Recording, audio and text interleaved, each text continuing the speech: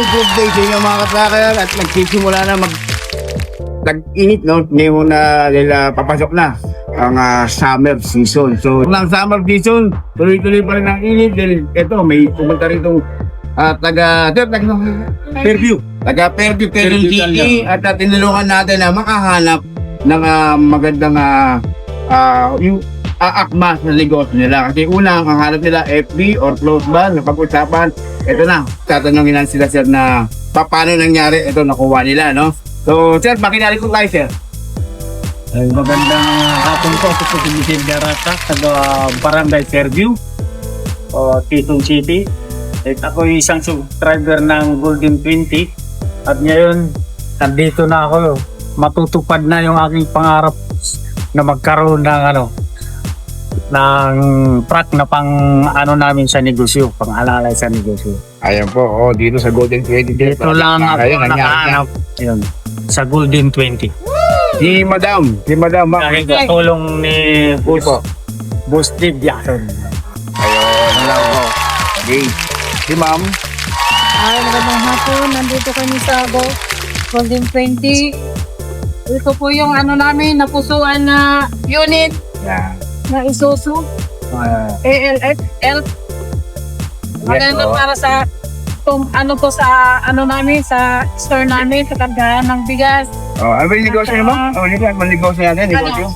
Bigas saka grocery. Bigas, mga grocery, retail, saka nag-wholesale din po, no? So, kaya kailangan natin na mas malaki pa. Then, ang unit natin na, sir, sa ngayon, yung L300, no?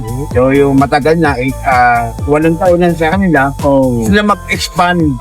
So, naisip na nila, FB body, Isuzu naman, and nakikita nga sa mga vlog natin, yung mga nilabas ng mga kagaya ng taga Montalban, taga Isabela, yung mga FB na malalaki.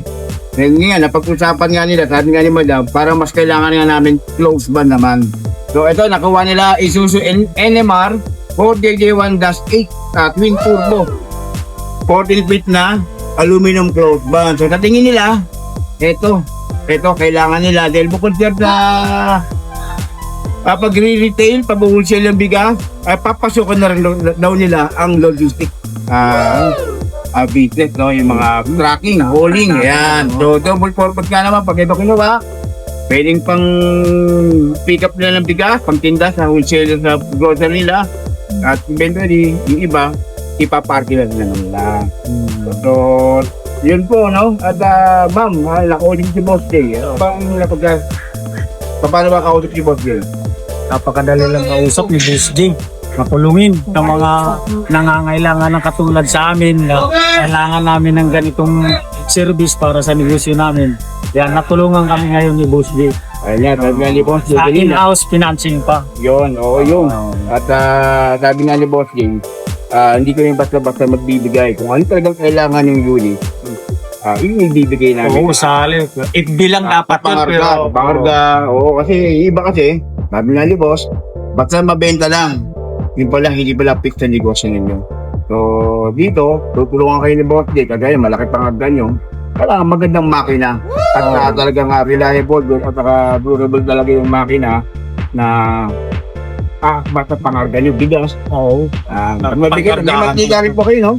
Oo, mabigat din po yun kasi yung mantiga, umit yan magalaw. Kaya, ayun na mga katrakat, no? So, abangan ninyo ang unit ngayon nila Sir Vicente at saka Nelda. Ma'am Melda. So, abangan nyo mga katrakat. Ito na, finally, nakuha na nila. Close ban na yun nga, una, FB. Pero nauwi sa close ban. Sa tingin nila, ito ang kailangan nila para mas lumaki pa nga yung kanilang profit. Mas gumita pa. So, yun na. Ulitin namin, no? Isuzu NMR 4JJ1-8 40 feet na close ban, nakuha lamang. Abangan nyo, paglabas niya, parang bagong tumato yung unit niyan. Pagkakandahin po natin yan. Sabi nga ni ma'am, gusto niya parang brand new. Ayun na mga trackers. Baka kayo na, sir. Yung lagi namin sinasabi, no? Kagaya sir, no? Matagal na kayo nanonood. Oo, matagal na Ayun, nakarating sa planta talaga ng Golden 20. Ngayon nga rin, sabi nga, katabi ng araw niya kami. Nagpapit ko may kanina, katabi ng araw niya ako. Ngayon, kayo rin, kagaya na sir, nanood lang. At pumunta rito, baka kayo na rin ang susunod na may-ari ng truck dito sa Golden 20. Kaya Yes. tawag na kayo mga truckers. Okay.